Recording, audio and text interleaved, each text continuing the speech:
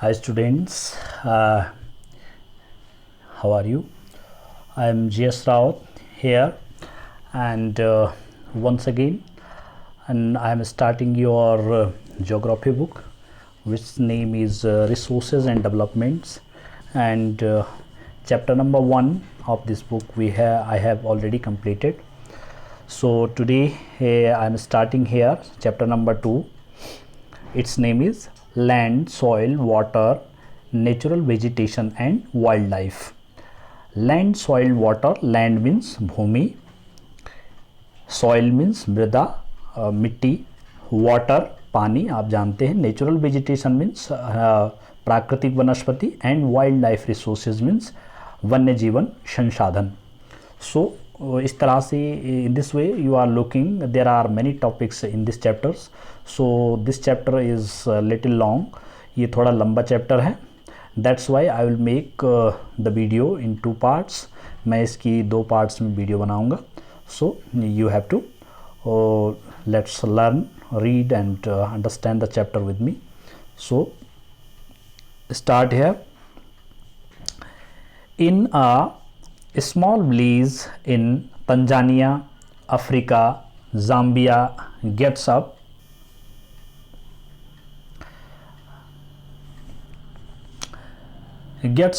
very early in the morning to fetch water. आपने यहाँ पे देखा क्या लिखा है कि in small village in Tanzania. Tanzania नाम का एक कंट्री है, एक देश है अफ्रीका में. तो वहाँ पे क्या होता है कि माम्बा लोग जो होते हैं, जो थोड़ा लोअर कैटेगरी के लोग होते हैं, gets up very early in the morning. वो बहुत सुबह जल्दी उठ जाते हैं टू फेच वाटर, क्योंकि उनको जो पानी जो है वहाँ पे पानी की बहुत दिक्कत है और वहाँ पे पानी बहुत दूर दूर से लोग बर्तनों पे लाते हैं. सो इसलिए वो लोग जो हैं सुबह जल्दी उठ जाते हैं क्योंकि पानी कहीं ख़त्म ना हो जाए. तो ये स्टोरी है. She has to walk a long way and returns after a few hours. और उनको इतना लंबा रास्ता तय करना पड़ता है पानी लाने के लिए कि उनको जो कुछ घंटे लग जाते हैं, इतना लंबा रास्ता होता है. She then helps her mother in the house and joins her brothers in taking care of their goats. और फिर उसके बाद जब वो पानी लेके आती हैं, वो लेडीज़ जो माम्बा लोग होते हैं, लेडीज़ जाती हैं पानी के लिए, तो वो फिर अपने घर में उनकी जो माता होती है उनके साथ काम में हाथ बटाती है और उसके बाद अपने भाई के जो गोट्स मीन्स जो बकरियों का जो उनका धंधा होता है, तो बकरी पालन में उनके साथ भी काम करती हैं. All her family owns is a piece of rocky land around their small huts. और उनके पास जो उनकी छोटी सी एक झोपड़ी है रहने की, उसके चारों तरफ जो है रॉकी लैंड्स है, मतलब पहाड़ी टाइप की जो चट्टानों वाली चट्टानदार जो है ज़मीन है. Mamba's father can barely grow some maize and beans on it after toiling hard. और माम्बा के जो पिता हैं वो क्या करते हैं कि उस ज़मीन पे, जो पहाड़ी ज़मीन है, पथरीली ज़मीन है, वहाँ पे कुछ मक्का बोते हैं और बीन्स बोते हैं और वहाँ पे बड़ी टॉयलिंग हार्ड मीन्स बहुत कठिन परिश्रम करके कुछ जो है वहाँ पे पैदा करते हैं. This is not enough to feed their family for the whole year. और वो जितना भी करते हैं, इतना सारा काम करने के बावजूद भी वो काफ़ी नहीं होता उन लोगों के लिए पूरे साल खाने के लिए. Peter lives in the heart of the sheep rearing region in New Zealand. इसी तरह से सेकंड स्टोरी है पेटर की. तो Peter lives in the heart of the sheep rearing region in New Zealand. Peter जो है न्यूजीलैंड के एक ऐसे इलाके में रहता है जहाँ पे भेड़ पालन किया जाता है. Where is family runs a wool processing factory. जहाँ पे उनकी जो फैमिली है, जो परिवार है, वो ऊन बनाने की उनकी अपनी एक फैक्ट्री है. Every day when he returns from school Peter watches his uncle taking care of their sheeps. और जब वो स्कूल से वापस आते हैं बच्चे, तो वो क्या करते हैं कि जो पेटर हैं, every day when he returns from school, जब वो स्कूल से आता है, Peter watches his uncles taking care of their sheeps. तो वो अपने चाचा के साथ जो भेड़ बकरी हैं उनकी देखभाल करता है. Their sheeps yard is situated on a wide grassy plain, और उनका जो शिप यार्ड है वो एक बड़े से घास के मैदान में है, with hills in a far distance, जो कि पहाड़ियों से काफ़ी दूरी पे, जहाँ से पहाड़ी काफ़ी दूरी पे है। It is managed in a scientific way using the latest technology, और उन्होंने इस तरह से उसको मैनेज कर रखा है कि वो जो टेक्निकली ऐसा लगता है कि वो दूर नहीं है, पास में ही है। Peter's family also grows vegetables through organic farming, और जो पेटर की जो फैमिली है वो ऑर्गेनिक फार्मिंग मीन्स शुद्ध जो और ऑर्गेनिक खेती होती है उसको करते हैं वहाँ पे। तो रसायन फ्री जो खेती होती है उसको ऑर्गेनिक खेती कहते हैं, तो वहाँ पे खेती करते हैं। Now next, Mamba and Peter stay in 2 different parts of the world, और इस तरह आपने देखा कि जो माम्बा और पेटर हैं वो दुनिया के दो अलग अलग हिस्सों में रहते हैं, and lead very different lifes, और उनकी जो ज़िंदगी है वो बिल्कुल अलग टाइप की है, उनका जो जीवन जीने का जो स्टाइल है वो अलग है। This difference is because of the difference in the quality of land, और ये जो डिफरेंस है उनके जीवन का वो इसलिए है क्योंकि वो अलग अलग जिनका जिस ज़मीन पे वो रहते हैं, जिस जगह पे वो रहते हैं, वो जगह का जो वातावरण है या वो जगह है वो बिल्कुल अलग टाइप की है। Land, soil, water, natural vegetation, animals and the uses of the technology, क्योंकि वहाँ अलग अलग जगहों पे अलग अलग प्रकार की लैंड है, भूमि है, मिट्टी है, पानी है, प्राकृतिक वनस्पतियाँ, एनिमल्स, जानवर भी अलग अलग टाइप के हैं, और जो टेक्नोलॉजी है उनके पास तकनीकी है काम करने की वो भी अलग अलग टाइप की है। The availability of such resources is the main reason places differ from each other, और इस तरह से जो वहाँ पे उनके जो रिसोर्सेज है, उनके पास जो संसाधन है जीने के, वो भी इसीलिए अलग अलग टाइप के हैं। Now come to the next, land. अब हम देखेंगे यहाँ पे भूमि के बारे में, तो भूमि या किस तरह का रिसोर्स है।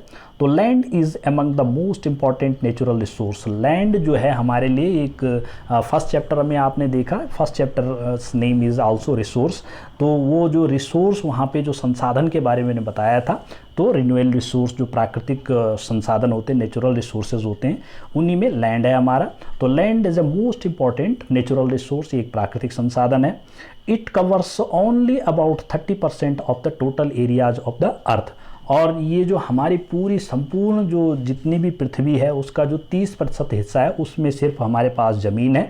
Surface and all parts of this small percentage are not habitable, और उसमें से भी जो 30% ही सिर्फ पृथ्वी है, जो ज़मीन वाला हिस्सा है, भूमि वाला हिस्सा है हमारी इस पृथ्वी का, उसमें भी कुछ ही जगह ऐसी है, कुछ परसेंट, बहुत कम परसेंटेज में जो है ज़मीन है जहाँ पे लोग हैबिटेबल मीन्स निवास कर सकते हैं, रह सकते हैं, आवास बना सकते हैं। Now next, the uneven distribution of the population in different parts of the world is mainly due to the varied characters of land and climates, the rugged topography, steep slopes of the mountains, low-lying areas susceptible to water। तो इस तरह से आपने देखा कि uneven distribution of the population, अलग अलग जो भिन्न भिन्न प्रकार का जो डिस्ट्रीब्यूशन है यहाँ पे हमारा ज़मीन का, जो अलग अलग टाइप की ज़मीन हर जगह पाई जाती है, ज़मीन के जो आकार होते हैं उसमें डिफरेंस होता है पृथ्वी के अलग अलग हिस्सों में। तो mainly due to varied characteristics of the land climates, ये जो है इसका कारण जो है, इसके जो ज़मीन का अलग टाइप का होने का जो मेन कारण है वो वहाँ की जलवायु होती है, क्योंकि हर जगह की जलवायु अलग टाइप की होती है। द रग्ड टोपोग्राफी, और जो जहाँ पे रग्ड टोपोग्राफी मीन्स जहाँ पे ऊबड़ खाबड़ वनस्पति वाली ज़मीन होती है, ऊबड़ खाबड़ जो है, स्थलाकृति टोपोग्राफी मीन स्थल की आकृति, जो ज़मीन की जो आकृति है जो ऊबड़ खाबड़, रग्ड मीन्स ऊबड़ खाबड़ टाइप की होती हैं। स्टीप स्लोप्स कहीं कहीं पे जो है बिल्कुल ढलान वाली होती है, कहीं कहीं पे क्या होता है ऑफ द माउंटेन्स, जो माउंटेन्स वाला एरिया है, पहाड़ी एरिया, वहाँ पे ढलान वाली ज़मीन होती है। लॉ लाइंग एरियाज़, और जो लॉ लाइंग एरियाज़ है, जो निचले एरियाज़ हैं, तो उनमें जो है क्या होता है ससेप्टिबल टू वाटर, जहाँ पे कि पानी जो है आसानी से मिल सकता है। Now come to the next page. Logging deserts areas, thick forest areas are normally sparsely populated or uninhabited plants.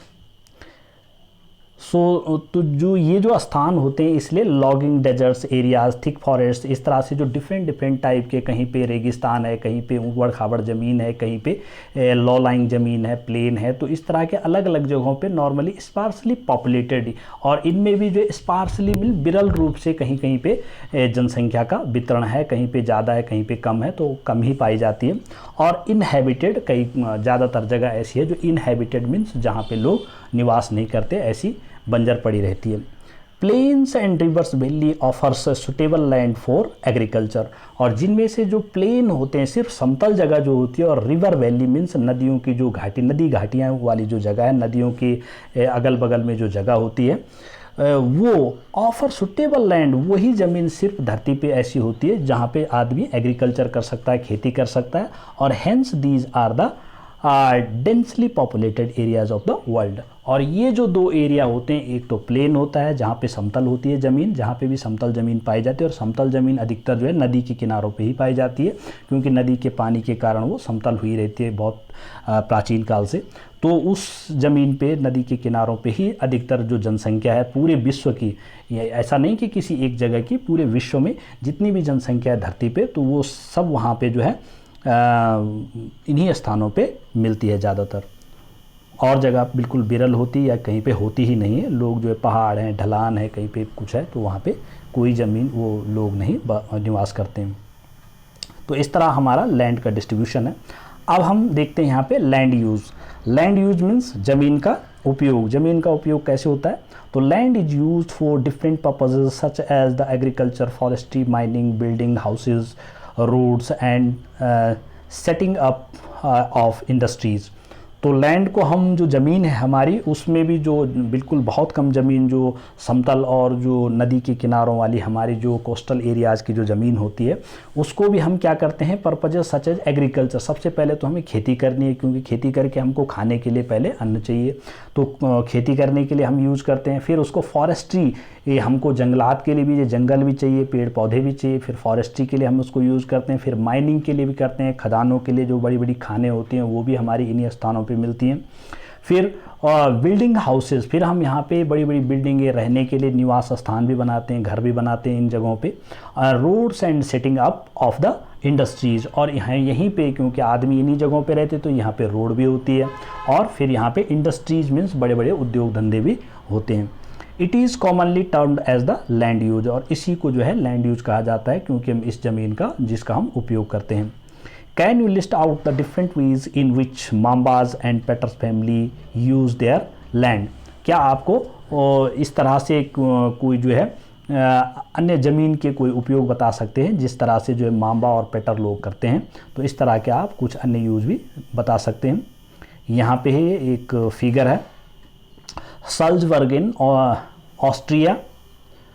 तो Salzburg Austria, notice in how many ways the land has been used in the above picture. आप देखते हो कि ये जो ज़मीन है इसको देखो कितनी प्रकार से यूज किया गया है। तो ये नदी है यहाँ पे बीच में दिखाई दे रही है, there is a river in between, and around of the river there are the cities established. तो जो सिटी है, जो वहाँ पे शहर है, वो उसके चारों तरफ बसा हुआ है, और दूसरी तरफ आप देख रहे हैं कि कहीं बिरल हाउसेज हैं और कम घर हैं, और वहाँ पर जंगल भी हैं। तो इस तरह से खेती बाड़ी, इस तरह से ही हर जगह शहर बसे होते हैं, इसका मतलब भी है। Now come to the next. The use of land is determined by physical factors such as topography. और यूज ऑफ लैंड मीन्स ज़मीन का जो उपयोग है वो डिपेंड करता है फिजिकल फैक्टर मीन्स भौतिक स्थिति पे। जो ज़मीन की जो भौतिक, मतलब जो हमको दिखाई देती है बाहर से ज़मीन की स्थिति, जो टोपोग्राफी, स्थल की जो आकृति होती है ज़मीन की, उस पर डिपेंड करता है कि वहाँ की आकृति कैसे है, मतलब वहाँ की सॉइल कैसे है, soil, climate, minerals and availability of water. तो ये बहुत मेन फैक्टर हैं ज़मीन के, जहाँ पे निवास करने के योग्य होती है ज़मीन। वहाँ की मिट्टी कैसी, वहाँ की जलवायु कैसी, वहाँ के मिनरल्स, खनिज क्या क्या वहाँ पे पाए जाते हैं जो हमारे लिए आवश्यक हैं, और अवेलेबिलिटी ऑफ वाटर, और वहाँ पे किस टाइप का हमको शुद्ध पानी मिल पाता है, क्योंकि पानी जो है, water is very important for our living life. Human factors such as population and technology are also important determinants of land use patterns. और इसी तरह से जो है ह्यूमन फैक्टर्स मीन्स आदमी ये मानव जीवन के लिए जो पॉपुलेशन एंड टेक्नोलॉजी है, जो वहाँ की जनसंख्या होती है, जो उसको जो है टेक्नोलॉजी की ज़रूरत होती है, तकनीकी की ज़रूरत होती है, important determination of land use patterns. वहाँ पे हम किस तकनीकी का प्रयोग करते हैं ताकि हम उस यूज़ को, लैंड को, उस ज़मीन को अच्छी तरह से यूज़ कर सकें, तो हमें टेक्नोलॉजी की भी ज़रूरत पड़ती है। Land can also be classified on the basis of the ownership as private and community land. तो लैंड भी फिर दो प्रकार की होती है हमारे एरियाज़ में। एक तो होती है प्राइवेट ज़मीन, जिसको पर्सनल ज़मीन होती है हर किसी की, और दूसरी होती है community land. Community land means जो सामुदायिक ज़मीन होती है, जहाँ पे समुदाय टाइप के बहुत एक कम्युनिटी मतलब मिलजुल करके काफ़ी लोगों का एक ही ज़मीन पे वो होता है, अधिकार होता है, तो इस तरह के उसको सामुदायिक ज़मीन कहते हैं। तो दो तरह की ज़मीन होती है। Private land is owned by the individual areas. तो जो प्राइवेट ज़मीन होती है वो इंडिविजुअल में व्यक्तिगत होती है आदमी की, और community land is owned by the community for common use of for uses like collection of the fodders. तो उसमें से क्या होता है कि जो कम्युनिटी लैंड होती है, सामुदायिक ज़मीन होती है, वो कॉमन यूज़ में होती है, उसमें काफ़ी लोग एक साथ होते हैं। और fodder, fruits, nuts and medicinal herbs, these community lands are also called common property resources. और ये जो कम्युनिटी लैंड है, कई लोग मिलकर के इसको जो चलाते हैं, उसमें जो है जो पशुओं के लिए चारा हो गया, फॉडर्स मीन्स पशुओं का चारा, फ्रूट्स उगाते हैं, नट्स ड्राई फ्रूट्स उगाए जाते हैं, मेडिसिनल प्लांट्स लगाए जाते हैं, मतलब जो दवाइयाँ जिनसे बनती है, दवाई वाले पेड़ पौधे वहाँ पे उगाए जाते हैं। और these community land are also called, और ये जो कम्युनिटी लैंड होती है ये बहुत ही जो है कीमती ज़मीन होती है, क्योंकि यहाँ पे बहुत कीमती चीज़ें उगाई जाती हैं। तो इसको कॉमन प्रॉपर्टी रिसोर्सेज, इसको जो है सामान्य जो है प्रॉपर्टी रिसोर्सेज कहा जाता है, जो हमारे संपत्ति कहा जाता है। तो इसको जो है साझा संपत्ति संसाधन, साझा संपत्ति संसाधन इसको कहा जा सकता है। इस तरह से now next, people and their demands are ever growing but the availability of land is limited.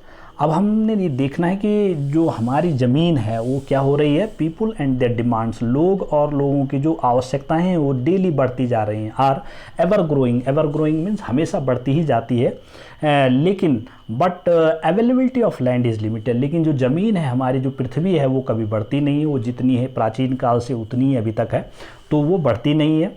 तो इसका कारण क्या होता है कि the equality of the quality of land also differs from the place to place. और जो ज़मीन की जो क्वालिटी होती है, जो उसके प्रकार होते हैं, वो भी अलग अलग स्थानों पर अलग अलग टाइप के होते हैं। तो people started encroaching the common land to build up commercial areas. तो लोगों ने जो है जो सामान्य ज़मीन थी, जो अच्छी ज़मीन थी, जहाँ पे कुछ उपजाऊ ज़मीन थी, तो वहाँ पे सबसे पहले इन्होंने क्या किया, कॉमन लैंड को बिल्डअप फॉर कॉमर्शियल बना दिया। ज़्यादातर अधिकतर जो अच्छी ज़मीन है उसको कॉमर्शियल मीन्स वाणिज्यिक उपयोग के लिए, जहाँ पे इंडस्ट्रीज वगैरह लगा दिए।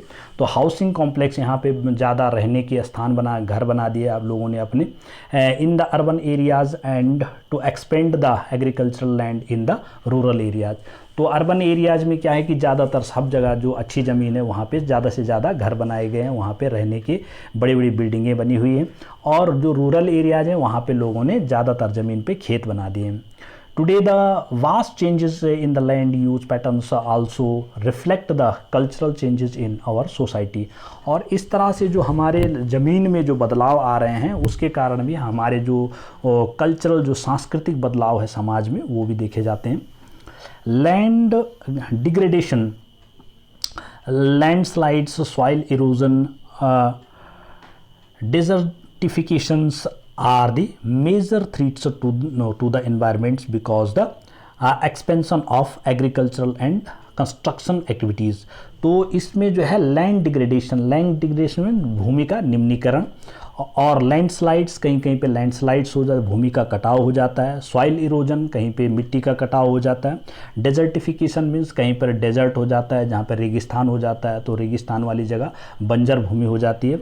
आर द मेजर थ्रेट्स, ये जो हैं ज़मीन को, जो जिस ज़मीन को हम जो है उपयोग में नहीं ला सकते, मीन्स लैंड डिग्रेडेशन होगा तो भूमि निम्नता हो जाएगी, मतलब वो पहाड़ी भूमि होगी किसी तरह से जो उबड़ खाबड़ टाइप की, तो उसको यूज़ नहीं कर सकते। लैंडस्लाइड हो जाता है, कहीं पे भूमि कटाव हो जाता है तो वो भी यूज़ की नहीं रह जाती है। सॉइल इरोजन, जहाँ पे मिट्टी का कटाव हो गया, वो भी वहाँ पे ज़मीन जो है उपयोग की नहीं रह जाती है। तो डेजर्टिफिकेशन, जहाँ पे रेगिस्तान हो जाता है, बालू में भी आदमी वहाँ पे कुछ भी पैदा नहीं होता है, तो वो भी जो है रहने के लायक नहीं होती है। आर द मेजर थ्रेट्स, ये जो है सबसे ज़्यादा ज़मीन इन्वायरमेंटल, बिकॉज जो हमारे पर्यावरण में सबसे ज़्यादा ज़मीन में भूमि के हिसाब से हमारे जो है सबसे ज़्यादा खराबी के कारण है। और expansion of agriculture and construction activity, जिससे कि हमारा जो एग्रीकल्चर है, खेती बाड़ी है, और हमारी जो बिल्डिंगों का निर्माण है वो ज़्यादा जगहों पे नहीं हो पाता, क्योंकि कुछ ज़मीन तो हमारी ऐसी ही चली जाती है। उसके बाद now come to the next page. Now look here are given some pictures, कुछ पिक्चर्स दे रखी है यहाँ पे, देखो। तो this is the land where there is the good land and water also available there, and peoples are making their fields for growing their जो agricultures, तो एग्रीकल्चर पर्पज़ के लिए यूज़ हो रही है ज़मीन। यहाँ पे चारों तरफ खेती बाड़ी है, पानी है, हर चीज़ है।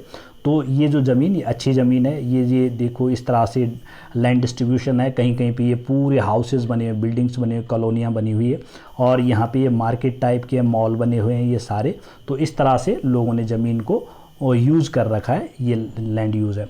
अब हम पढ़ेंगे यहाँ पे conservation of land resources. Conservation of land resources क्या होता है ये हम देखेंगे। तो इसको बोलते हैं भूमि संसाधन संरक्षण। भूमि संसाधन संरक्षण मतलब भूमि, ज़मीन के जो हमारा जो संसाधन है, एक रिसोर्स है, उसको हम बचा कैसे सकते हैं, उस हमने बचाना भी है उसको इन फ्यूचर के लिए। तो कैसे बचा सकते हैं ये देखेंगे। तो growing population and their ever growing demands has led to a large scale destruction of forest cover and arable land, and has created a fear of losing this natural resource. Therefore, तो यहाँ पे हम देखेंगे growing population and their ever growing demands. तो इस तरह से आज की जो स्थिति है, जो हमारी प्रेजेंट वर्तमान स्थिति है, उसमें क्या हो रहा है कि जो ग्रोइंग पॉपुलेशन है, जो जनसंख्या की वृद्धि है, वो सबसे बड़ा फैक्टर है। जनसंख्या तो बढ़ती ही जा रही है, ज़मीन हमारी सीमित है, और ग्रोइंग डिमांड्स, और फिर लोगों की डिमांड भी बहुत ज़्यादा है। जो जिस आदमी को 2 कमरों में अगर उनका काम चल जाता है, तो वो आदमी जो है 3-3, 4-4 बिल्डिंगें बना देते हैं, तो हमारी डिमांड्स बढ़ जाती हैं। तो उनकी जो ग्रोइंग डिमांड्स है has led a large scale of destruction. उसके कारण क्या हो रहा है कि बहुत ज़्यादा जो है ज़मीन का हमारा जो है क्षति हो रही है, और फॉरेस्ट, जिससे हमारे जो जंगल हैं वो कटते जा रहे हैं, covers arable land and has created a fear losing the natural resource, जिससे हमारे जंगलों का कटाव होता जा रहा है अब, और जंगलों को जो समतल बना के रहने के योग्य बनाया जा रहा है। तो इससे हमारा क्या कि जो नेचुरल रिसोर्स है, जो प्राकृतिक संपत्ति है, उनका हनन हो रहा है, उनका ह्रास हो रहा है, वो ख़त्म होते जा रहे हैं। डेली पेड़ पौधे ख़त्म होते जा रहे हैं हमारे वातावरण में से। तो इसका क्या प्रभाव पड़ता है? Therefore the present rate of degradation of land must be checked. तो आज की डेट में ये देखा जाता है कि ज़्यादातर जो ज़मीन हमको प्राप्त होती है रहने के लिए, वो रहने के योग्य नहीं। आप जैसे शहरों में देख सकते हैं, तो शहरों में लोगों की बहुत ख़राब हालत है। वहाँ पे जो है आज का जो इन्वायरमेंट है, जो इतना ख़राब हो चुका है, क्योंकि पेड़ पौधे है ही नहीं। तो लोग जो हैं वो जो ज़मीन है वहाँ पे सब चीज़ें हैं वहाँ पे, लेकिन वातावरण वहाँ पर रहने के लायक नहीं है। Afforestations, land and reclamations, regulated use of chemical pesticides and fertilizers, and checks on overgrazing are some of the common methods use of the conserve and land resources.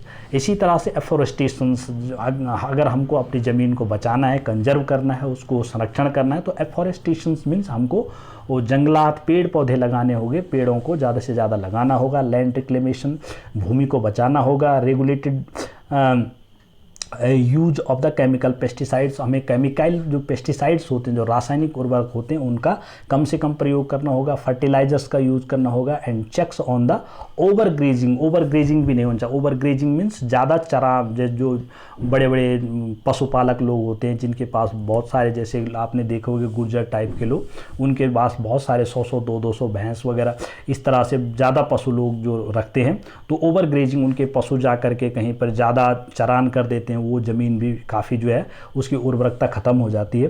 तो ओवर ग्रेजिंग भी ना हो, इससे भी हमें अपनी ज़मीन को बचाना है। Are some of the common methods use to conserve the land resources. ये कुछ कॉमन फैक्टर्स हैं जिसके द्वारा हम जो है अपनी ज़मीन को बचा सकते हैं, कि मतलब ज़्यादा से ज़्यादा पेड़ लगा सकते हैं, और उर्वरकों को, जो रासायनिक खादें होगी, तो वो केमिकल्स होते हैं उनमें, वो ज़मीन की उर्वरकता को ख़त्म कर देते हैं, वो नहीं यूज़ करनी चाहिए। पशुओं को हमको कम से कम ज़मीन में छोड़ना चाहिए। तो इस तरह से हमारी जो ज़मीन है उसका जो है बचाव हो सकता है। Now come to the next point, soil. अब हम देखेंगे मृदा। अभी तक हम देख रहे थे ज़मीन के बारे में, अब हम मिट्टी के बारे में यहाँ पे पढ़ेंगे। इट्स अ लिटिल, ये ग्लोसरी यहाँ पे दे रखा है। वेदरिंग। वेदरिंग मीन्स होता है the breaking up and decay of the exposed rocks by temperature changes, frost action, plants, animals and human activity. Means weathering means वही मौसम जो होता है हमारा, तो किस तरह से बदलता है, कहाँ कैसे कैसे वहाँ पे जो है चेंजेस आते हैं टेम्परेचर में, मतलब हमारा जो तापमान होता है दिन का, तो उसको मौसम कहते हैं। तो मौसम, वेदर मीन्स मौसम, तो मौसम कैसे बदलता है, तो वेदरिंग मीन्स मौसम में चेंजेस, इसके यहाँ पे बता रखा है। अब हम देखते हैं The thin layer of grainy substances covering the surface of the earth is called the soil. Soil किसको कहते हैं, मिट्टी जो है। The thin layer of granny substances, जो ऊपर की जो पथरीली, थोड़ा दानेदार, ग्रेनी मीन्स दानेदार, छोटे छोटे मतलब पत्थर भी उसमें मिले हुए रहते हैं। तो दानेदार जो मिट्टी होती है ऊपर की, हमारी पृथ्वी की जो ऊपरी परत है, उसको जो है हम जो है सॉइल कहते हैं, उसको मिट्टी कहा जाता है। तो ऊपर की जो सरफेस मीन्स ऊपरी जो सतह है पृथ्वी की, उसको जो है सॉइल कहा जाता है। It is closely linked to land, और इसी को हम जमीन भी कहते हैं। Land forms determines the type of soils, और land forms determines the type of soils means जो हमारी जो ज़मीन है वो भी मिट्टी के कारण ही डिफ़र करती है, निर्भर करती है उसकी मिट्टी किस टाइप की है, इसी पे हमारी ज़मीन का जो यूज है वो सब निर्भर करता है। Soil is made up of organic matters, और जो हमारी जो मिट्टी है वो ऑर्गेनिक मैटर से बनी होती है, और मिनरल्स एंड वेदर्ड रॉक्स, और इसमें जो है मिनरल्स जो होते हैं, जो खनिज लवण भी होते हैं, एंड वेदर्ड रॉक्स मीन्स कुछ ऐसे पथरीले वो भी होते हैं, रॉक्स होते हैं, चट्टानें भी होती हैं, जो कि जिस आपने देखा होगा कि मिट्टी के अंदर कुछ पत्थर भी होते हैं बड़े बड़े से, तो वेदर्ड रॉक्स उन्हीं को कहते हैं। कुछ चट्टान भी होते हैं, पत्थर भी पाए जाते हैं इसमें, and found on the earth, जो कि हमें ज़मीन में मिलते हैं।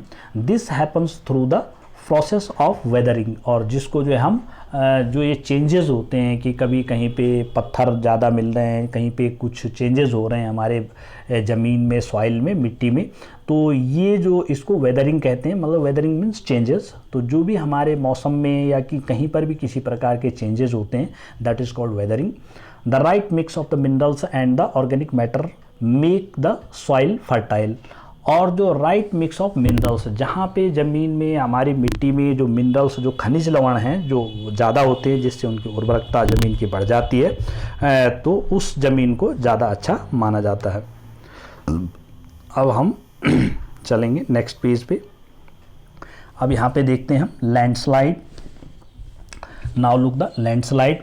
Landslide are simply defined as the mass movement of rock, debris of earth down a slope. They often take place in conjunction with earthquakes, floods and volcanoes. A prolonged spell of rainfall can cause a heavy landslide that can block the flow of river for quite some time. Means landslides are simply defined as the mass movement of rocks. तो landslide क्या होता है? Landslides means जमीन का, भूमि का कटाव। तो भूमि का जो कटाव होता है वो हम किस तरह से देख सकते हैं। भूस्खलन, जिसको भूमि का कटाव या भूस्खलन कहा जाता है, तो भूस्खलन को सामान्य रूप से सैल, मलबा या ढाल से गिरने वाली मिट्टी के बृहद संचलन के रूप में परिभाषित किया जाता है। ये प्रायः भूकंप, बाढ़ की और ज्वालामुखी के साथ घटित होते हैं और लंबे समय तक भारी वर्षा होने से भूस्खलन होता है। तो लंबे समय तक जब भारी वर्षा, प्रोलॉन्ग्ड स्पेल ऑफ रेनफॉल, मतलब लंबे समय तक जो भारी वर्षा होती है उसके कारण हमारा जो भूस्खलन होता है। Now the formation of river blocks can cause havoc to the settlements downstream on its busting in the hilly terrain. Landslides have been a major and widely spread natural disaster that often strikes life and property and occupy a position of major concern. तो इसमें आप देखते हैं कि यह नदी के प्रवाह का कुछ समय तक के लिए अवरुद्ध कर देता है। ऐसा जो लैंडस्लाइड जो होती है, जब हम देखते हैं कि वहाँ पे यहाँ तक ऐसा होता है कि जब ज़मीन का कटाव होता है तो जो नदी भी बह रही होती है उसको भी रोक देता है। नदी अवरुद्धता के अचानक फूट पड़ने से निचली घाटियों की जो आवासों में विध्वंस आ जाता है, और जब कहीं पे ज़्यादा लैंडस्लाइड हो जाती है तो उससे क्या होता है कि जो उसके नीचे जहाँ पे लैंडस्लाइड होता है, जैसे हमारे उत्तरकाशी पिछली बार हुआ था, तो लैंडस्लाइड हो जाती है ऊपर कहीं पे नदी में, तो नदी में पानी इकट्ठा हो जाता है और उसके नीचे के जो स्थान होते हैं जब वो खुलता है तो उसके कारण वहाँ पे बहुत तबाही आ जाती है, विध्वंस हो जाता है। तो पहाड़ी भूभाग से भूस्खलन एक मुख्य और विस्तृत रूप से फैली प्राकृतिक आपदा है जो प्रायः जीवन की संपत्ति को आघात पहुँचाती है और चिंता का एक मुख्य विषय है। In this way landslide is a main destructive reason of the earth. तो यहाँ पे ये ज़मीन में जो लैंडस्लाइड हमारी होती है तो इससे जो है बड़ा विनाश होता है। तो किस तरह से होता है ये हमने यहाँ पे देखा। Now come to the next, a case study. अब हम एक वस्तु स्थिति का अध्ययन करेंगे कि कैसा होता है landslide. A massive landslide hit Panji village near Reckong Peo in Kinnaur district of the Himachal Pradesh and damaged a 200 metre stretch of old Hindustan Tibet Road, National Highway 22. This landslide was triggered by intense blasting at Panji village. Due to the blasting, this weak zone of slope collapsed and caused intense damage to the road and nearby villages. The Panji village was completely vacated to avoid and possible loss of life.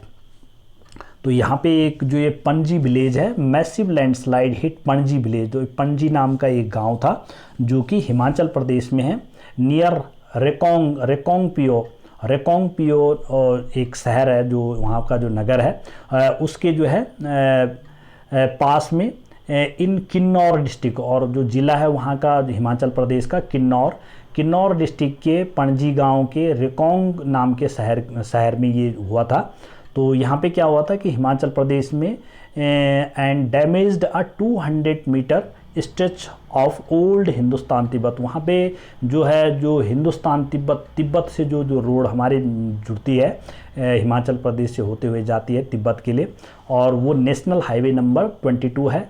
National highway number जो राष्ट्रीय राजमार्ग संख्या 22 है, उस पे ये जो है दुर्घटना हुई थी कि दिस लैंडस्लाइड, वहाँ पे एक लैंडस्लाइड हुई थी, ज़मीन जो है कटाव हो गई थी, वहाँ पे जो है पूरी ज़मीन जो है कट के जो है पूरी भूस्खलन हो गया था।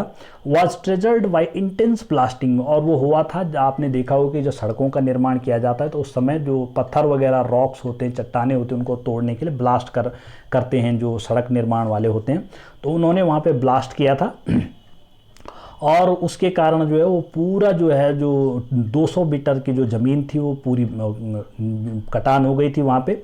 और due to the blasting this weak zone of the slope collapsed and cause intense damage, उसके कारण वहाँ पे बहुत ही ज़्यादा तबाही हुई थी, to the road and near by blazers, उस रोड पूरी रोड भी वहाँ से नीचे चली गई थी कट के, और साथ उसके पास में जो गांव थे वो भी वहाँ पे तबाह हो गए थे।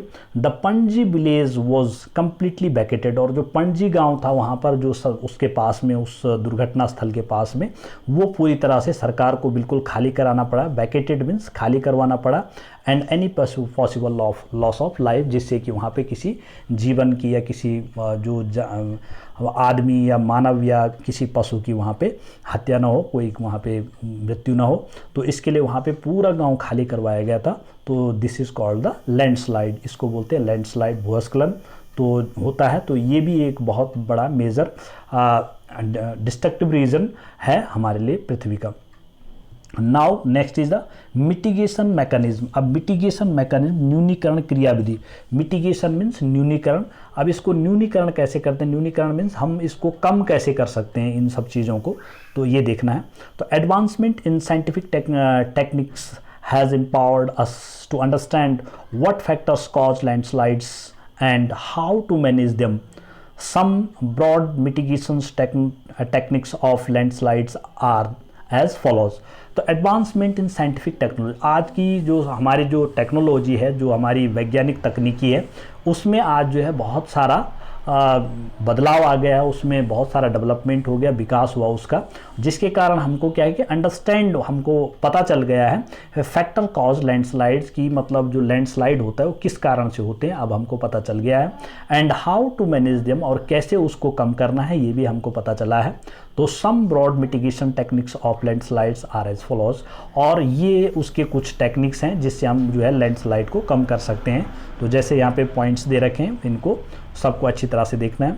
Number 1, hazard mapping to locate areas prone to landslides, hence such areas can be avoided for building settlements. अब इससे बचने के लिए हमको क्या करना चाहिए कि जो भूस्खलन प्रभावित क्षेत्रों का मानचित्र बनाकर इसमें प्रभावित होने वाले स्थानों को इंगित करना है हमने, मतलब जहाँ पे लैंडस्लाइड हो सकता है उन एरियाज़ को हमको जो है पॉइंट आउट करना है, चिन्हित करना है, और इस प्रकार इन क्षेत्रों को जो है आवास बनाने के लिए छोड़ा जा सकता है कि यहाँ पे जो है रहने के लायक ज़मीन नहीं है और इसको जो है वहाँ पे छोड़ दिया जाए, वहाँ पे कोई भी आदमी मकान न बनाए। तो ये इस तरह से हम एक मानव का वहाँ से जो है बचाव कर सकते हैं। तो हज़ार्ड मैपिंग्स मीन्स उसको जो है, जो हज़ार्ड मीन्स जो खतरे वाली ज़मीन है, हज़ार्ड मीन्स होता है डेंजर्स, तो डेंजर्स जो ज़मीन है उसको जो नाप करके, जो लैंडस्लाइड वाली ज़मीन है उसको नाप करके हम उसको जो है पता लगा सकते हैं साइंटिफिक टेक्निक्स के द्वारा कि ये भाई खतरे वाली ज़मीन है, यहाँ पे जो है रहने के लिए उपयोगी नहीं है, आप लोग यहाँ पे मकान मत बनाओ।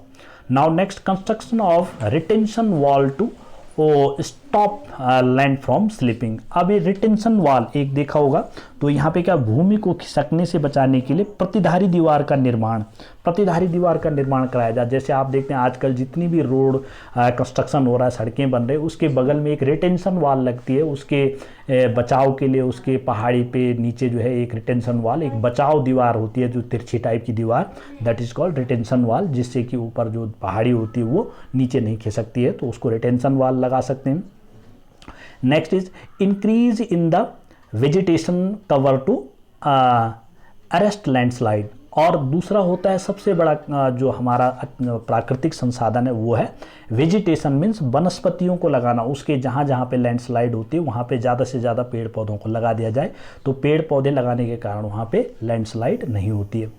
Next is the surface drainage control works to control the movement of landslide along with rain water and spring flows, means सतही अपवाह तथा झरना प्रवाहों के साथ साथ भूस्खलन की गतिशीलता को नियंत्रित करने के लिए पृष्ठीय अपवाह नियंत्रण उपाय कार्यान्वित किए जाने चाहिए। मतलब जो हमारी जो ज़मीन है उसमें जो है जो खिसकती है, जहाँ पे लैंडस्लाइड होता है वहाँ पे हमको जो है नियंत्रित करने के लिए पृष्ठीय अपवाह नियंत्रण उपाय, मतलब जो भी वैज्ञानिक हमारे पास तरीके हैं जिस तरह से हम उसको रोक सकते हैं, वो सारे उपाय हमको करने चाहिए।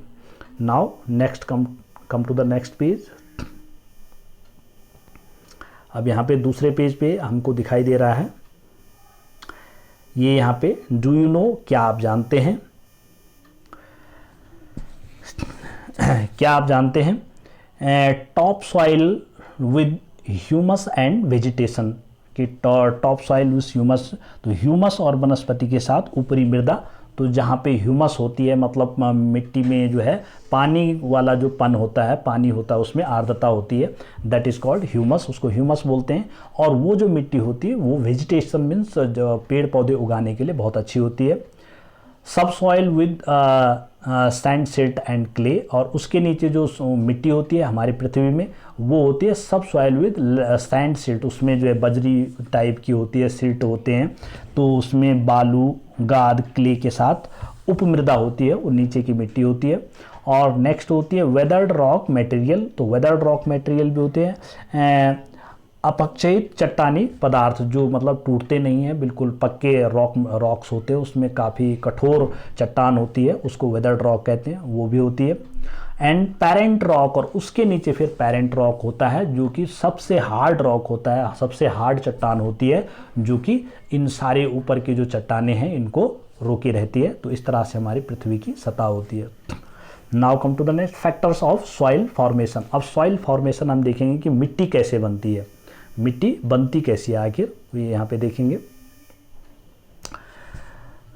The major factors of soil formation are the nature of the parent rock and climate factors. Other factors are the topography, role of organic material and time taken for the composition of soil formation. All these differs from place to place. The major factor of soil formation means जो मुख्य कारण है मिट्टी के बनने का are the nature of the parent rock, और जो हमारे जो पेरेंट रॉक होते हैं, जो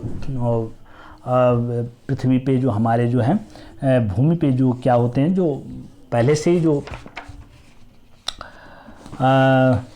चट्टानें होती हैं, मृदा निर्माण के मुख्य कारक जनक शैल के रूप में, जो जनक शैल होते हैं मतलब जैसे आपने देखा जो नीचे पेरेंट रॉक है, सबसे मेन जो चट्टान होती है वो मेन फैक्टर रखता है। एंड क्लाइमेट फैक्टर, और दूसरा जो है वहाँ की जलवायु जो है मेन फैक्टर होती है, मुख्य कारण होता है।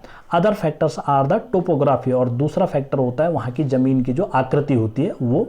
रोल ऑफ ऑर्गेनिक मटेरियल, और उसमें दूसरे जैव पदार्थों की भूमिका, जो जैव पदार्थ होते हैं, ऑर्गेनिक मीन्स जैव पदार्थ, तो जैव जीवीय पदार्थ उसमें क्या क्या हैं वो देखने से। And time taken for the composition of soil formation, और तब देखा जाता है कि किस तरह से वहाँ पे किस टाइप की मिट्टी है। All this differs from place to place, और ये जो फैक्टर्स हैं सब जगह अलग अलग टाइप के होते हैं, ज़मीन पे आप कहीं पे जाएंगे तो अलग अलग टाइप के मिलेंगे। अब यहाँ पे एक ये डायग्राम टाइप का दे रखा है, तो इससे भी इसके थ्रू भी हम समझेंगे सॉइल क्या होती है। तो सॉइल कैसे बनती है, सबसे पहले पेरेंट रॉक। पेरेंट रॉक जो होता है वो आपने ऊपर देखा, अभी एक चित्र दे रखा था। तो parent rock determines colours, textures, chemical properties, minerals contents and permeability. तो जो पेरेंट रॉक होता है उसमें क्या होता है, जो ये सारी चीज़ें होती हैं, जनक, शैल, रंग, गठन, रासायनिक गुणधर्म, खनिज, जो केमिकल प्रोसेस क्या है, उसमें जो रासायनिक क्रियाएं क्या क्या है, उसकी प्रॉपर्टी क्या है, उसमें किस तरह से उसका जो है जो गुणधर्म है, उसकी मात्रा कितनी है, उसको जो निर्धारित कैसे किया जाता है, तो ये सारा पेरेंट रॉक से देखा जाता है। Next is relief. रिलीफ हम देखते हैं तो रिलीफ में क्या आता है, अल्टीट्यूड एंड स्लोप, इसमें जो है ऊंचाई और जो उसका ढलान होती है ज़मीन की उसको देखा जाता है। डिटरमाइंस एक्युमुलेशन ऑफ सॉइल, ये जो है मृदा की जो है संचय निर्धारित करने की शक्ति को देखा जाता है। उसके बाद यहाँ पे flora, fauna and micro organism, जो फ्लोरा, फौना एंड माइक्रो, वनस्पति जात, प्राणी जात और सूक्ष्म जीव ह्यूमस निर्माण की दर को प्रभावित करते हैं। और यहाँ पे क्लाइमेट है, क्लाइमेट जो होता है temperature, rainfall influences rate of weathering and humus formation, तो इसमें जो है जलवायु, तापमान, वर्षा, अपक्षय और ह्यूमस निर्माण की दर को प्रभावित करते हैं। और नेक्स्ट है time. Time determines thickness of soil profile, और समय जो है मृदा परिच्छेदिका की मोटाई की निश्चित करता है, मतलब मिट्टी की जो सतह है हमारी वो कितनी मोटी है ये दिखाता है टाइम। तो that's according to the time spends. Now next topics is there, next para, degradation of soil and conservation measures.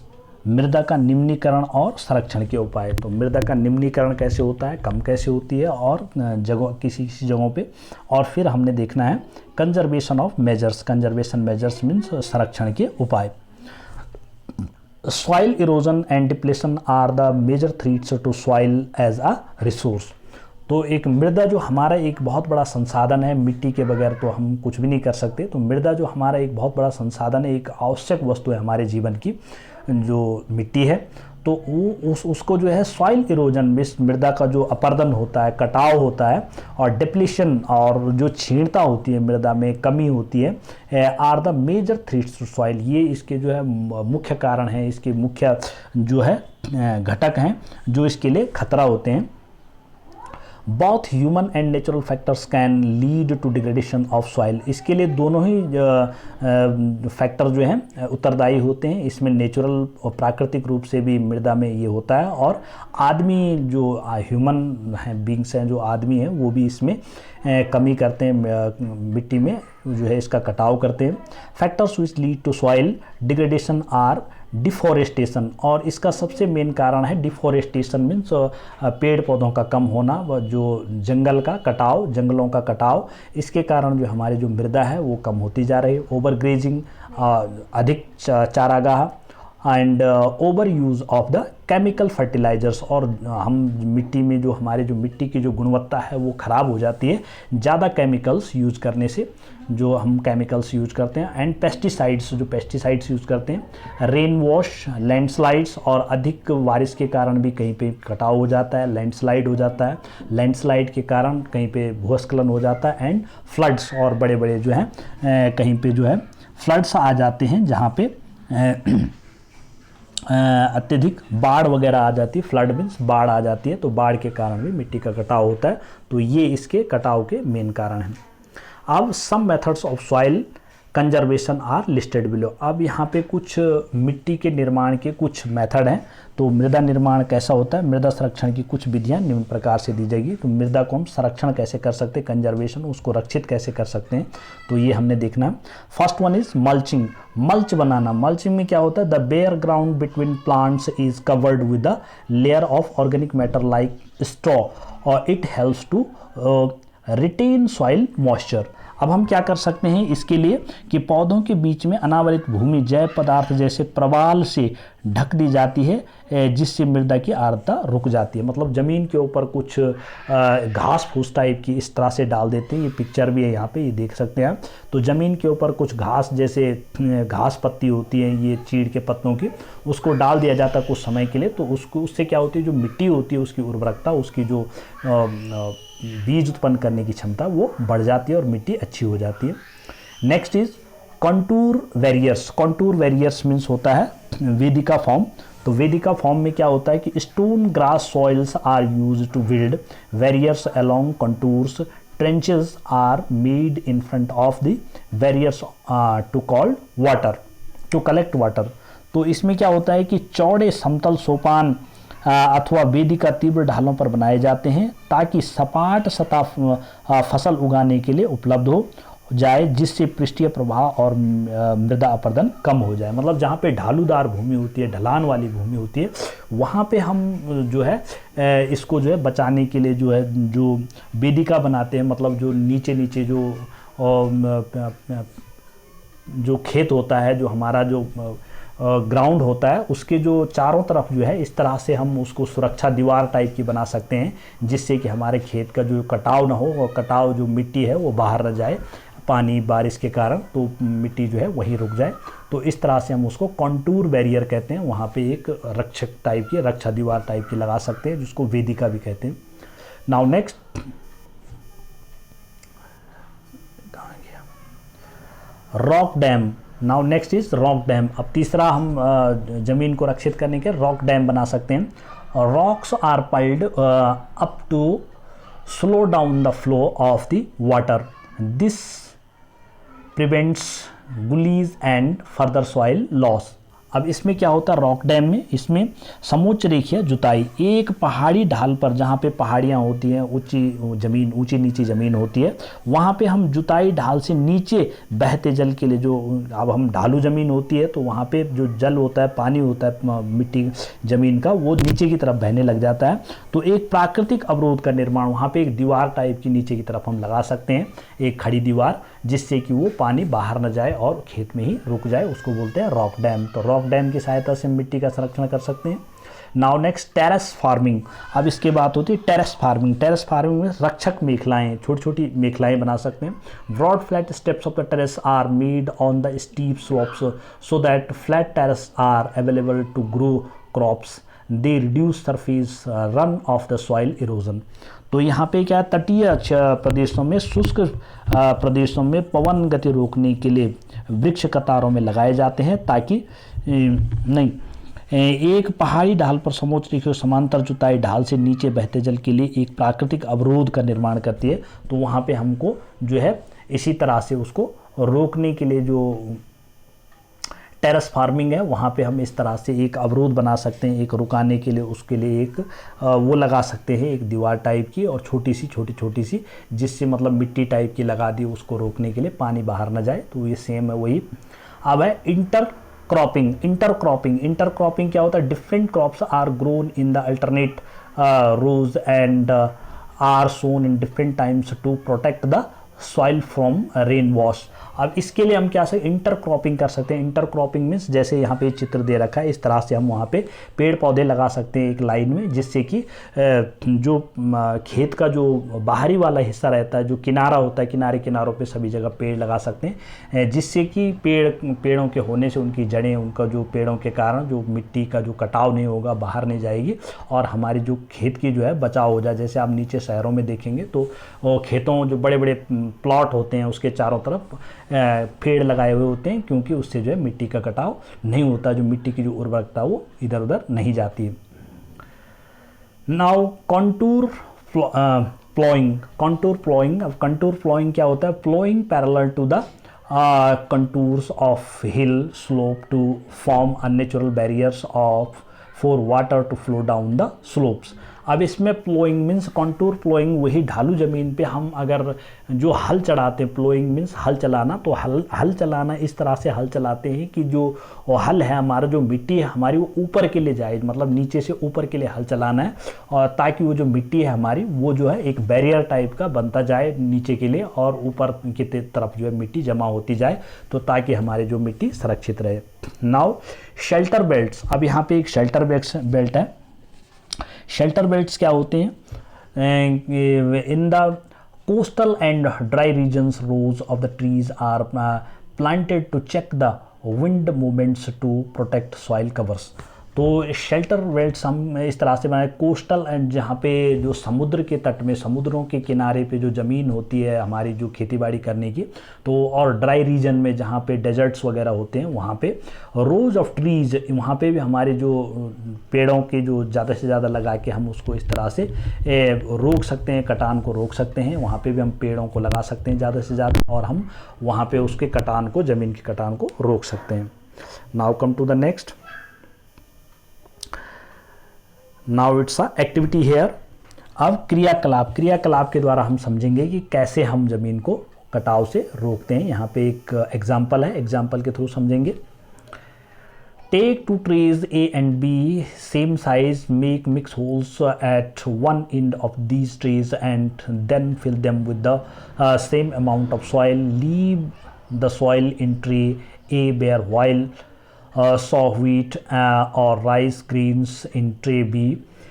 When the grain in tray B has grown a few centimeters high, place both the trees in such a way that they are in a slope. Pour 1 mug of water from the same height into each tray.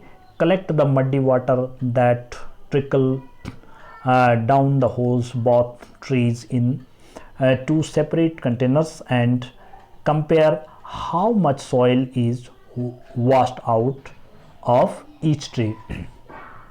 अब यहाँ पे हम देखेंगे कि जो ये 2 tray लेनी है हमने, और 2 ट्रे में हमने इस मिट्टी भर देनी है। इसका मतलब है कि हमने 2 ट्रे लेनी है जैसे यहाँ पे दिखा रखा है, और उसमें मिट्टी भर देनी है और उसमें थोड़ा थोड़ा हल्का पानी मिला देना है और उसको छोड़ देना है कुछ समय के लिए। और उसमें एक ट्रे में हमने कुछ बीज गेहूं के या धान के बीज बो देने हैं और एक को ऐसे ही छोड़ देना मिट्टी रख के। अब जब एक ट्रे में जिसमें हमने गेहूं धान बोया उसमें अगर कुछ दिन में छोटे छोटे पेड़ पौधे उग जाएंगे, तो जब वो थोड़ा थोड़ा उगे हुए रहते हैं उस समय हमने फिर उन दोनों ट्रे में, और वो दोनों ट्रे इस तरह से होने, उनके किनारे पे एक छेद भी होना चाहिए जिससे उसमें पानी डालेंगे तो नीचे आना चाहिए। तो इस तरह से अब हम उन दोनों ट्रे में क्या करेंगे, फिर पानी डालेंगे जग से। तो जब हम जग से पानी, मग से पानी डालेंगे उसमें, तो हम देखेंगे कि जो पानी है जो जिसमें पेड़ पौधे लगे हुए हैं उस वाले ट्रे से जो पानी आएगा वो पानी नीचे आएगा, उसमें मिट्टी नहीं आएगी और मिट्टी सारी वहीं रुक जाएगी, तो साफ पानी नीचे आएगा। लेकिन जो सिर्फ मिट्टी वाली ट्रे है उसमें अगर हम पानी डालेंगे तो उसके साथ सारी मिट्टी भी आ जाएगी। इसका मतलब ये है कि जो पेड़ पौधे हैं वो मिट्टी के कटाव को रोकते हैं। तो पेड़ पौधे एक बहुत अच्छा जो है कंजर्वेशन, भूमि संरक्षण, मिट्टी के संरक्षण करने के लिए उपाय है, बहुत अच्छा।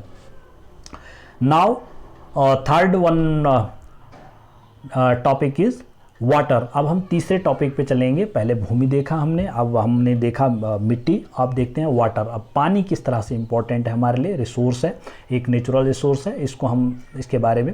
Water is a vital renewable natural resource. 3/4 of the earth surface is covered with the water. It is therefore appropriately called the water planet. Means water is the vital renewable natural resource. हमने पिछले chapter में भी पढ़ा कि जो water है, जो पानी है हमारा, जो एक बहुत ही जीवन देने वाला हमारा एक रिन्यूएबल, नवीनीकृत किया जाने वाला एक जो है प्राकृतिक स्रोत है, संसाधन है। लेकिन 3/4 ऑफ द अर्थ, जो 3/4 भाग है हमारी ज़मीन का सरफेस का, that is covered with the water. इसमें सबसे ज़्यादा हमारी जो ज़मीन है, जो पृथ्वी है, इसमें सबसे ज़्यादा पानी है। 3/4 भाग मीन्स अगर 1 रुपये है तो उसका 75 पैसे के बराबर जो है, 1 रुपये से में 75% जो है पैसा जो है हमारा उसमें पानी है, और 25% ही सिर्फ क्या है हमारा पृथ्वी है, भूमि है यहाँ पे। तो it's therefore appropriately called the water planet. इसीलिए हमारे जो ये जो धरती है इसको वाटर प्लानिट भी कहा जाता है, वह जल ग्रह भी कहा जाता है इसको। It was in the primitive oceans that life began almost 3.5 billion years back. और हमारी पृथ्वी पे जो जीवन, मानव जीवन, जो जीवन की उत्पत्ति हुई थी, तो वो लगभग 3.5 अरब साल पहले हुई थी। 3.5 ऐसा माना जाता है, साइंटिस्टों का मानना है, और ऐसे एविडेंस मिले हैं, हमको सबूत मिले हैं कि जो पृथ्वी पे जो जीवन स्टार्ट हुआ था वो 3.5 अरब साल पहले शुरू हुआ था। इवन टुडे, लेकिन आज की डेट में the ocean covers 2/3 of the earth surface. और जो ओशन होते हैं, जो हमारे जो समुद्र हैं, बड़े बड़े महासमुद्र हैं, तो उन्होंने ही सबसे ज़्यादा हमारी ज़मीन के जो हिस्से को जो है घेर रखा है। Support rich variety of the plants and animals lives. और इसमें क्या होता है, the ocean covers 2/3 of the earth surface and support a rich variety of the plants and animals life. और इसके अलावा जो हमारा जो ज़मीन है उसमें जो है ज़मीन में रिच प्लांट्स हैं, कहीं पे बहुत ज़्यादा पेड़ पौधे हैं और कहीं पे जानवर होते हैं। The ocean water is how over saline and not fit for human consumption. जो ओशन, समुद्रों का जो पानी होता है वो क्या होता है, खारा होता है। सैलिन मीन्स खारा होता है, खाम पीने के योग्य नहीं होता है। और ये जो है not fit for human consumption means आदमी के, मानव के उपयोग के लिए अच्छा नहीं होता है, उपयोगी नहीं होता है, मानव उपयोगी नहीं होता है। Fresh water accounts for only about 2.7%। और जो फ्रेश वाटर है, जो शुद्ध पानी है हमारी ज़मीन पे, जबकि हमारी ज़मीन पे सबसे ज़्यादा पानी है, बहुत ज़्यादा पानी है, लेकिन वो पानी क्या है, यूजेबल नहीं है, हमारे लिए उपयोगी नहीं है, क्योंकि वो खारा होता है, उसको हम पी नहीं सकते। और जो पीने के योग्य पानी है वो बहुत कम है, वो 2.7% है, सिर्फ जो है ओनली 2.7% पानी है। Nearly 70% of this occurs as ice sheets and glaciers in the Antarctica. और वो जो पानी हमारा जो समुद्र है तो समुद्रों में, और जो अंटार्कटिका जो हमारे ध्रुवीय क्षेत्र है पृथ्वी के, उनमें सबसे ज़्यादा जो पानी है वो बर्फ़ के रूप में जमा हुआ है अंटार्कटिका रीजन में। ग्रीनलैंड्स एंड माउंटेन्स रीजन्स, और जो जहाँ पे हमारे ग्रीनलैंड है और माउंटेन्स रीजन्स हैं, due to this location they are inaccessible. Only 1% of the fresh water is available and fit for the human use. और ये जो जगह है जहाँ पे पहाड़ी इलाके होते हैं ज़्यादातर, वहाँ पे क्या होता है कि सिर्फ 1% पानी हमको जो है पीने के योग्य मिल पाता है। It is found as ground water, और उसको जो ग्राउंड वाटर में ज़मीन के नीचे से निकाला जाता है, as surface water in river and lakes and as water vapour in the atmosphere. और जो हमारा पानी होता है वो भी सरफेस वाटर होता है, या ज़मीन से निकलता है, या रिवर से हमको मिलता है, या झीलों से मिलता है, या हमको वेपर के रूप में, वाष्पीकरण के रूप में हमारा जो पानी होता है वो हमारे वातावरण में भी रहता है। Fresh water is therefore the most precious substance on earth. और जो धरती का सबसे मूल्यवान चीज़ है आज की डेट में वो हमारे लिए शुद्ध पानी है। शुद्ध पानी बहुत कम है और उसकी कीमत हमारे लिए सबसे ज़्यादा है। Water can neither be added और सब्सट्रैक्टेड फ्रॉम द अर्थ। और पानी को हम नहीं जो है बना सकते हैं, ना उसको कम कर सकते हैं। वो जितना है वो उतना ही रहता है, बस उसकी जो मात्रा है वो घटती बढ़ती भी नहीं है। जितनी मात्रा प्राचीन काल से हमारी धरती पे थी उतनी आज भी है। It's total volume remains constant, it's abundance only seems to vary because it's in constant motion। और ये अलग अलग टाइप का दिखाई देता है, कहीं पे कम कहीं पे ज़्यादा। ये इसके कारण है क्योंकि उसका पानी क्या है, हर समय मोशन में रहता है, गति में रहता है। कभी वो भाप के रूप में रहता है, कभी वो पानी के रूप में रहता है, कहीं बर्फ़ बन जाता है। तो इस तरह से अलग अलग फॉर्म में चेंज होता रहता है पानी। तो इसलिए हमको ऐसा लगता है कि कहीं पे कम है, कहीं पे ज़्यादा है। Cycling through the oceans, the air, the land and the back again. तो इस तरह से पानी जो है ओशन, समुद्रों में जाता है, और cycling through the oceans, the air, हवा में रहता है वाष्पीकरण के रूप में, और लैंड में ज़मीन पे आ जाता है फिर पानी के रूप में।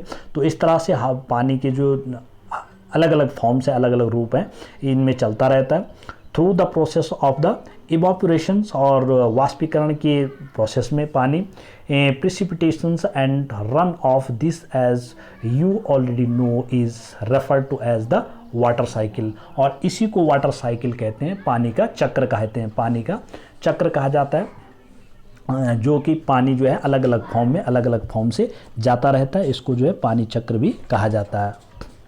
Now come to the next.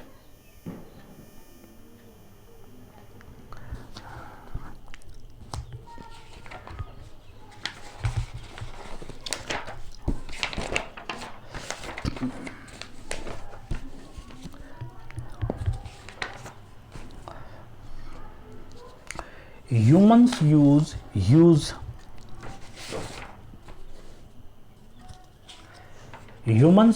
huge amounts of water not only for drinking and washing but also in the process of productions। और आदमी जो है, ह्यूमन यूज़ मीन्स आदमी, इंसान जो है, जो मानव होते हैं, वो पानी का यूज़ जो है amounts of waters not only for drinking, सिर्फ पीने के लिए पानी का यूज़ नहीं करते हैं, वॉशिंग के लिए भी उनको चाहिए, कपड़े धोने वगैरह के लिए भी चाहिए, also in the process of the production, और खाने पीने के उत्पादन करने के लिए भी चाहिए।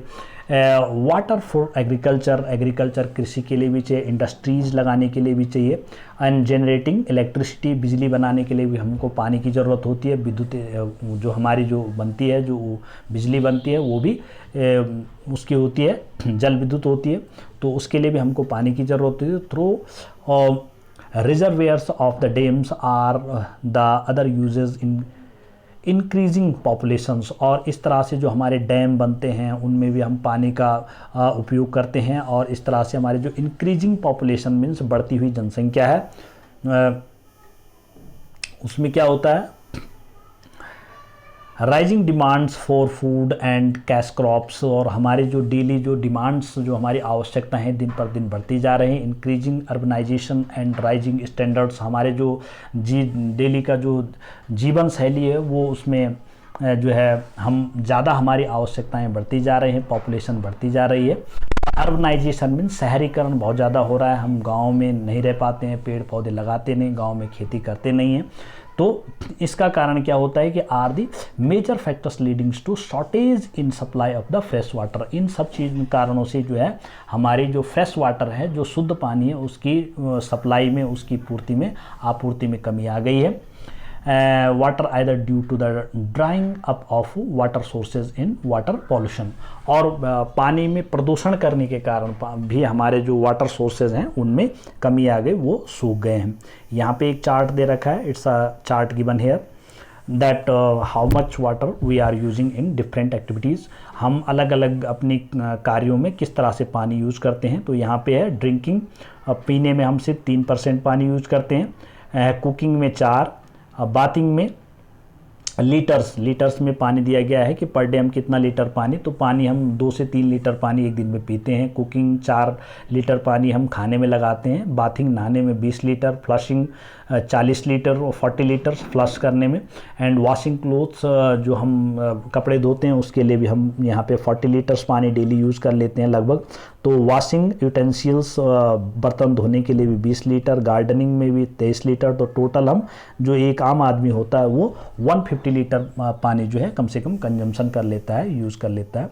तो ये भी एक यहाँ पे फैक्टर है। Now problems of water availability. अब हमने ये देखना है कि जल उपलब्धता की समस्याएं क्या हैं, जल किस तरह से हमको दिक्कतें आती हैं। तो there is scarcity of water in many regions of the world, most of Africa, West Asia, South Asia, parts of the western east USA, north west Mexico, parts of the South America and entire Australia are facing shortage in fresh water supply. तो अधिकतर क्या है कि there is scarcity of waters, जो पानी की कमी है, स्कैरसिटी मीन्स कमी। तो जो पानी की कमी है वो क्या है, इन many regions of the world, अधिकतर भागों में, आज की डेट में जो है अधिकतर भागों में पूरी दुनिया में पानी की कमी है। मोस्ट ऑफ द अफ्रीका, और सबसे ज़्यादा पानी की कमी अफ्रीका में होती है, क्योंकि वहाँ पे जो रीजन है, जो जगह है वो बहुत ज़्यादा तापमान वाली है, गर्मी वाली है। वहाँ पे डेजर्ट बहुत ज़्यादा है, सहारा रेगिस्तान सब वहीं है। तो यहाँ पे पानी की बहुत ज़्यादा कमी है। इसी तरह से वेस्ट एशिया, पश्चिमी एशिया में, साउथ एशिया, दक्षिणी एशिया में, parts of the western USA, और जो पश्चिमी यूएसए है वहाँ पे, नॉर्थ वेस्ट मैक्सिको सिटी में, parts of the South America में, एंड एंटायर ऑस्ट्रेलिया, और पूरे ऑस्ट्रेलिया में भी पानी की बहुत ज़्यादा शॉर्टेज है और बहुत ज़्यादा दिक्कतें देखनी पड़ती हैं। Countries located in the climate zones most susceptible to droughts face great problems of water scarcity. और जो ऐसी कंट्रीज हैं जहाँ पे क्लाइमेट, जो जलवायु है वो इस तरह से कि जहाँ पे सूखा पड़ा रहता है ज़्यादातर, तो वहाँ पे पानी की सबसे ज़्यादा समस्या है। 10 वाटर शॉर्टेज में be a consequence of the variation in seasonal और एनुअल प्रेसिपिटेशंस और scarcity is caused by over exploitations and contaminations of water resources. तो यहाँ पे क्या होता है कि जो हमारा पानी है, इस प्रकार जल का अभाव मौसमी अथवा वार्षिक वर्षण की विविधता के परिणाम स्वरूप भी हो सकता है, क्योंकि मौसम में जो पानी है मौसम के हिसाब से कहीं पे कम बरसता है, कहीं पे ज़्यादा बरसता है, तो उसके कारण भी हमारी पानी की कमी और अधिकता हो जाती है। एंड अति उपयोग और जल स्रोतों के संदूषण, मतलब हम कहीं पे पानी का बहुत ज़्यादा यूज़ कर लेते हैं, कहीं पे ज़्यादा यूज हो जाता है, कहीं पे किसी को मिलता ही नहीं है। तो इस तरह से हमारा डिफरेंस है पानी की यूज़ में, इसके कारण। और जल संदूषण मीन्स कहीं पे पानी का प्रदूषण भी बहुत ज़्यादा, पानी को प्रदूषित किया जाता है, उसको गंदा किया जाता है ज़्यादातर। तो इन सब कारणों के कारण हमको पानी की कमी होती है। तो प्रॉब्लम है हमको पानी की अवेलेबिलिटी में, व पानी की उपलब्धता में। अब यहाँ पे नेक्स्ट है conservation of water resources. Conservation, जल संसाधन का संरक्षण। अब जल संसाधन को हम संरक्षित कैसे कर सकते हैं, पानी को हम बचा कैसे सकते हैं, ये देखना है। Access to clean and adequate water resources is a major problem facing the world today. तो इस तरह से आपने देखा कि पानी की बहुत बड़ी समस्या है। तो एक्सेस क्लीन एडिक्वेट वाटर, अब सबसे पानी तो हमारी ज़मीन पे बहुत ज़्यादा है, लेकिन जो क्लीन, जो अब शुद्ध पानी है, पीने के योग्य पानी, उसकी बहुत बड़ी समस्या जो है पूरी दुनिया में आज की डेट में है। Steps have to be taken to conserve this dwindling resource even do water is a renewable resource, जबकि जो पानी है हमारा जिसकी जो है dwindling resource मीन्स जो संसाधन है हमारा जिसकी कमी है, निम्नीकरण है, जिसका बहुत कमी है यहाँ पे हमारे पानी के संसाधन की हमारे पास, तो और जबकि एक रिन्यूएबल रिसोर्स है, it's over use and pollution make it unfit for use. इसका जो सबसे ज़्यादा तो प्रदूषण के कारण प्रदूषित हो गया पानी, जो पीने के लायक पानी भी था कहीं पर वो भी प्रदूषित हो गया और हमको वो पीने लायक नहीं रखा हमने। ओवर यूज, कहीं पे बहुत ज़्यादा यूज़ किया जाता है जहाँ पे है भी पानी। तो इन 2-3 कारणों से हमारा जो है पानी सबसे ज़्यादा कमी हो गई है। तो डिस्चार्ज ऑफ अनट्रीटेड और पार्शियली ट्रीटेड सीवेज, और हमारा सबसे मेन कारण है इसमें प्रदूषण का जो सीवेज हैं, जो नाले होते हैं, गंदी नालियाँ होती हैं नगरों की, शहरों की, उसको भी हम अच्छे पानी में डाल देते हैं। तो एग्रीकल्चरल केमिकल्स, और हमारी खेती बाड़ी के लिए हम ज़्यादा से ज़्यादा पानी का यूज़ करते हैं, केमिकल्स उसमें मिला देते हैं। And industrial effluents in water bodies, और जो हमारी इंडस्ट्रीज़ हैं, जो बड़ी बड़ी उद्योग कारखाने हैं, उनका जो गंदगी होती है उद्योगों की, वो भी हम अपनी नदियों में डाल देते हैं, पानी में, शुद्ध पानी में डाल देते हैं। तो आर मेजर कंटामिनेंट्स, और ये सब जो है सबसे ज़्यादा संदूषक मतलब प्रदूषक होते हैं। कंटामिनेंट्स मीन्स प्रदूषक होते हैं, ये सबसे ज़्यादा खराबी करते हैं हमारे पानी की, और जिसके कारण हमको पानी की कमी हो जाती है। They pollute water with nitrate, metals and pesticides, और इनमें क्या होता है कि जो इंडस्ट्रीज़ का पानी होता है या सीवेज का पानी होता है, इनमें सबसे ज़्यादा बहुत गंदे गंदे रासायनिक होते हैं, जैसे नाइट्रेट्स होते हैं, मेटल्स हो गया, धातुएँ होती हैं, पेस्टिसाइड्स होते हैं, ये सारी चीज़ें इसमें पानी में मिल जाती है, और हमारा पानी जो पीने योग्य पानी है, शुद्ध पानी है, वो हमको नहीं मिल पाता है, वो गंदा हो जाता है। जैसे यहाँ पे एक पिक्चर दे रखी है, look here, figure number 2.8, river Yamuna is getting polluted due to the sewage, industrial effluents and garbage. तो जो हमारी यमुना नदी है, बहुत शुद्ध पानी उसका, गंगा नदी की तरह, गंगा यमुना आपने सुना ही है कि गंगा यमुना जो है दोनों पवित्र नदियां हैं, लेकिन अगर यमुना नदी की आप स्थिति देखोगे दिल्ली में जाकर के, नीचे शहरों में जाके, तो बहुत गंदी, आप उसको देख भी नहीं सकते, इतनी गंदगी उसमें है। क्योंकि उसमें जो गंदगी है वो कहाँ से चली गई, polluted due to the sewage, जो गंदे नाले जो होते हैं शहरों के, वो सारे उसमें डाल दिए गए हैं, सीवेज। इंडस्ट्रियल एफ्लुएंट्स, जो उद्योग धंधे, फैक्ट्रियाँ हैं बड़ी बड़ी, उनके जो गंदगी है वो सब उसमें डाल दिया जाता है, उसका गंदा सामान उसमें डाल दिया जाता है, जिसके कारण उसका पानी अब गंदा हो गया और पीने के लायक नहीं है। Most of these chemicals are non biodegradable and reach human bodies through water, और ज़्यादातर इन जो पानी होता है, इनमें जो केमिकल्स होते हैं, जो इस तरह से नॉन बायोडिग्रेडेबल मतलब मीन्स जिसको हम शुद्ध नहीं कर सकते, अशुद्धि, ये पानी में चाहे कितना भी उसका शुद्धिकरण किया जाए वो शुद्ध नहीं हो सकता, तो वो इस तरह का पानी हो जाता है। तो इसके कारण क्या होता है कि वाटर पॉल्यूशन कैन भी, जो ह्यूमन बॉडी, हमारे जो मानव शरीरों में वो पानी चला जाता है, and be controlled by the treating these effluent suitability therefore before releasing them in the water bodies. तो अब हमको क्या करना चाहिए कि इसके लिए, इसको जो शुद्धता को बनाए रखने के लिए, इस पर ज़्यादा से ज़्यादा इस पर कंट्रोल, इस पर जो है लगाने चाहिए, जिससे कि जो पानी है, जो हमको गंदा पानी न मिले, शुद्ध पानी मिले। तो ये हमको जो है ये पानी को गंदे करने पे रोक लगानी चाहिए, वाटर पॉल्यूशन पे। Now next is forest and other vegetations cover slow the surface run off and replenish underground water. Water harvesting is another method to save surface runoff. The canal used for irrigating fields should be properly lined to minimize losses by water seepage. तो अब यहाँ पे क्या होता है कि जो हमारी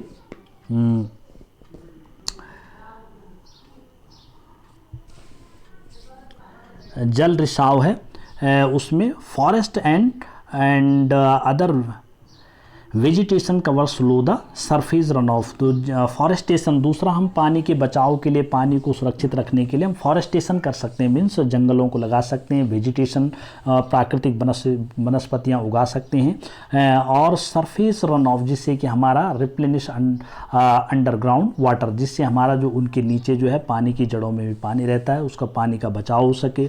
water harvesting is another method to save surface run off. और वाटर हार्वेस्टिंग जो होता है पानी का जो रिसाव है तो उसको कम करने के लिए, सिंचित नहरों को ठीक करने के लिए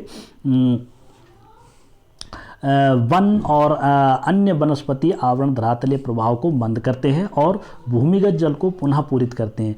तो जो जंगल होते हैं या पेड़ होते हैं उससे हमारा जल जो है सुरक्षित रहता है। और जल संग्रहण पृष्ठीय प्रभाव को बचाने की दूसरी विधि है, और जल रिसाव को कम करने के लिए खेतों को सिंचित करने वाली नहरों को ठीक से पक्का करना चाहिए। तो खेतों को जो सींचने वाली जो नहरें होती हैं उनको भी हमको पक्का करना, सीपेज मीन्स जो नहरें होती है, कैनल्स, इनको भी हमको अच्छा करना चाहिए।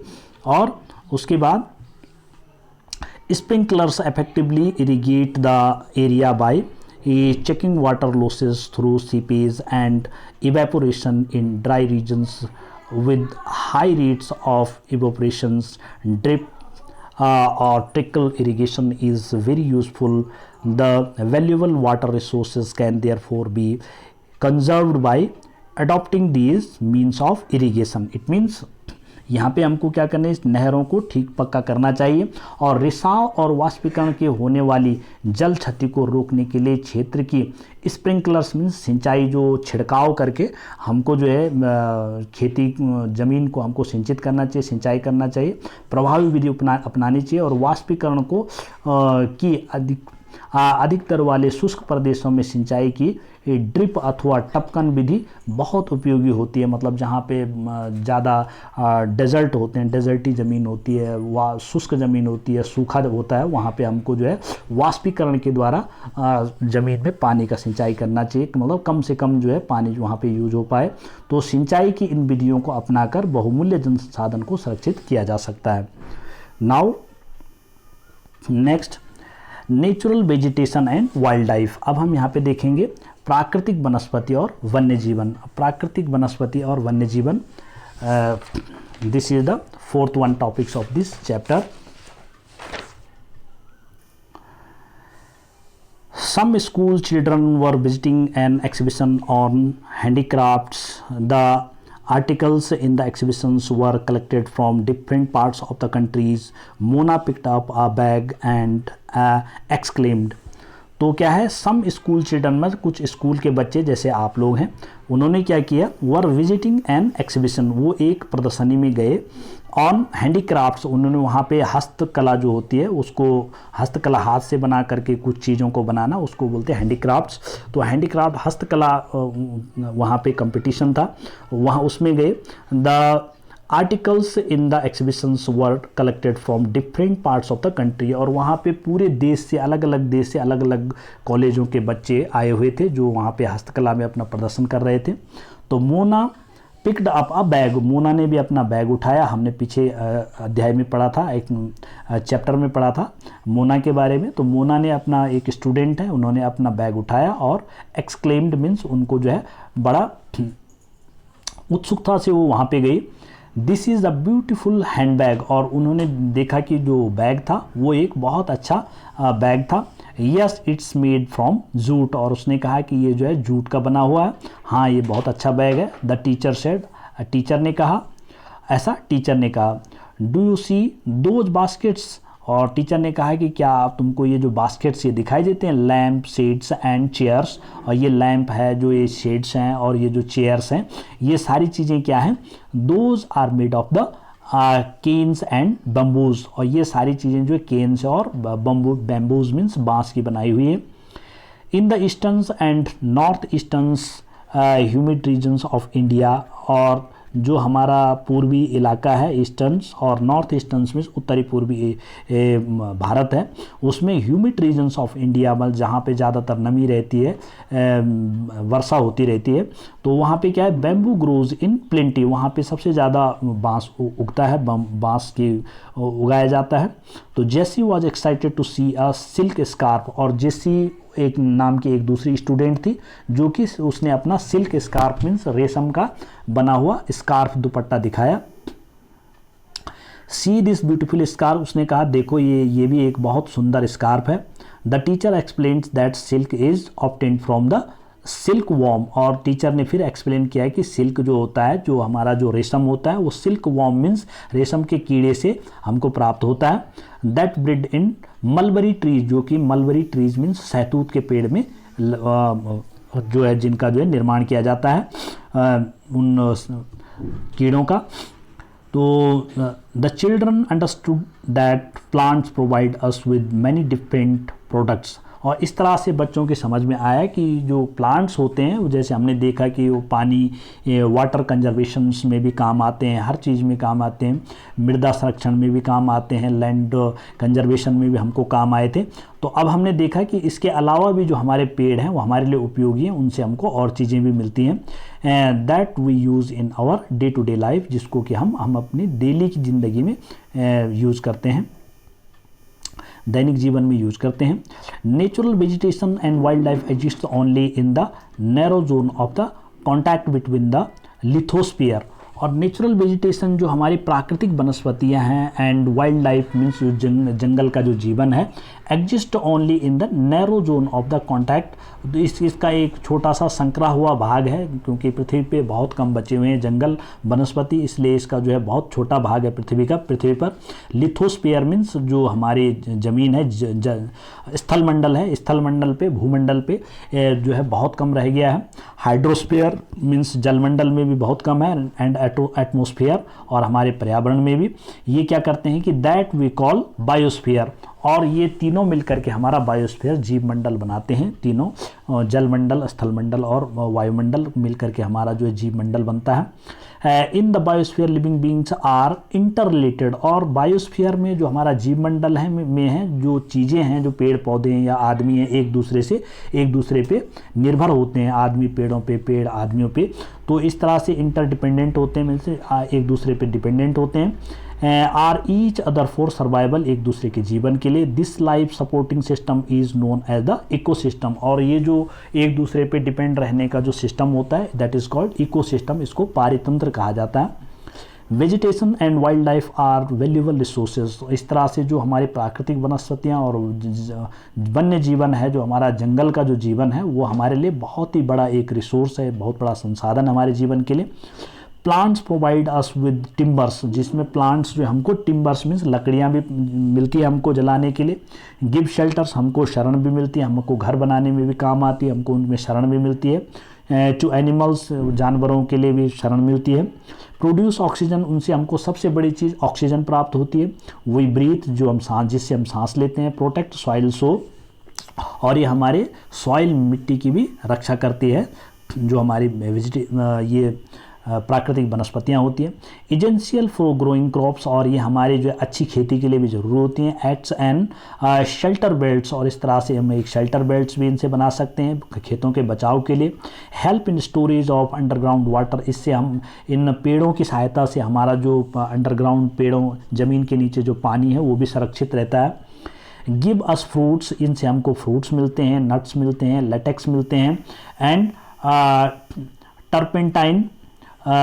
टर्पेंटाइन ऑयल, और इनसे हमको तारपीन तेल एक होता है जो कि वनस्पतियों से मिलता है, ये भी हमको वनस्पतियों से मिलता है। गम, जो हम गम लगाते हैं अपनी, इसमें गोंद जो होता है वो भी हमको वनस्पति से मिलता है। मेडिसिनल प्लांट्स, हमको और दवाइयाँ भी मिलती है इनसे, मेडिसिनल प्लांट्स होते हैं उनसे हमको दवाइयाँ मिलती हैं। एंड ऑल्सो द पेपर, जैसे एलोवेरा आपने आजकल सुना होगा, that is the medicinal plants. तो ये सारे प्लांट्स हमारे लिए इतने उपयोगी हैं। Paper that is so essential for your studies, और जो पेपर होता है, जो हम कागज़ यूज़ करते हैं अपनी पढ़ाई लिखाई में, हमारी किताबें जिससे बनी होती है कागज़, वो भी कागज़ भी जो है पेड़ों से ही बनते हैं, तो ये भी हमारे लिए बहुत इंपॉर्टेंट है। These are the innumerable usages of the plants. इस तरह से अनगिनत जो हमारे यूज हैं, उपयोग हैं प्लांट्स के, पेड़ पौधों के, तो इस तरह से ये हैं। And you can add some more, और आप इसमें कुछ और भी उपयोग बता सकते हैं, क्योंकि जो पेड़ पौधों के इतने अनगिनत उपयोग हैं, जिस तरह से आदमी हर चीज़ के लिए उपयोगी है, उससे ज़्यादा जो है पेड़ पौधे उपयोगी होते हैं। Wild life includes animals, birds, insects as well as the aquatic life forms. तो वाइल्ड लाइफ जो होती है, जो जंगली जीवन है, उसमें हमारे जो एनिमल्स आते हैं, उसमें जो जानवर, जंगली जानवर आते हैं, बर्ड्स होती हैं, इंसेक्ट्स होते हैं, कीड़े मकोड़े होते हैं, and aquatic life forms means इसमें जो हमारे जो जीवन का जो हमारा जीवन स्तर होता है, उसमें हम अलग अलग टाइप के वो देखते हैं। जलीय जीव, इसमें जलीय एक्वेटिक लाइफ फॉर्म्स मीन्स जलीय जीव, हम जलीय जीवों को भी देखते हैं, वो भी इसमें रहते हैं। And they provide us milk, meat, hides and wool, और जो हमको जो है अलग अलग टाइप की चीज़ें प्रोवाइड करते हैं, जिनसे जानवरों से हमको मिल्क मिलता है, हमको दूध मिलता है, मीट भी मिलती है, हाइड्स एंड वूल, और जिससे हमको शरीर को छुपाने के लिए ऊन या कुछ सूत भी मिलता है।